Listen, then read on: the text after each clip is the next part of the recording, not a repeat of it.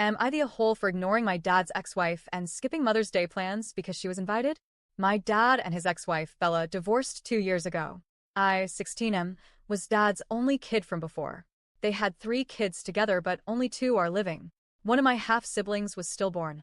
Bella never adopted me, though she wanted to and I didn't, and I never called her my mom or anything, so she never got any custody or visitation with me in the divorce, and I don't have a relationship with her anymore. I didn't want one, and my dad has supported my choice. But my grandmother, dad's mom, does not support it.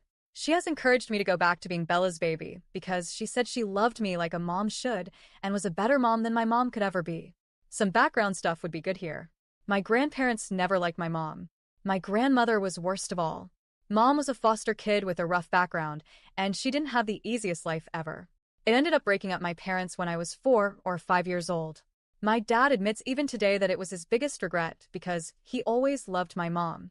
My grandfather softened to mom after the divorce, and especially after she died, when I was 6. My grandmother never softened, and she actually set my dad and Bella up. They got married when I was 7. And my grandmother and Bella really tried to make me warm up to Bella and start calling her mom. I know Bella did actually love me. It wasn't just to make others happy.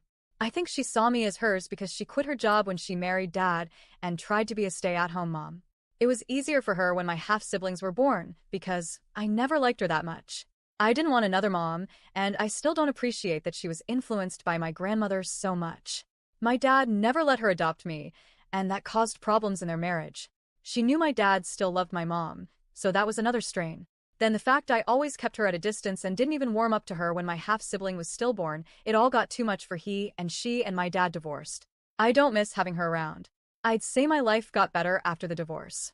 I no longer had to stop myself from rolling my eyes when she'd call herself my mom, and I didn't have to make myself be nice to her. She wasn't in the house and I didn't have to see her, so I didn't. She tried to get shared custody and even tried to talk to me since the divorce, but I ignore her. I blocked her number on my phone, and I made my social media private, so she can't see it or friend me. My grandmother hates it.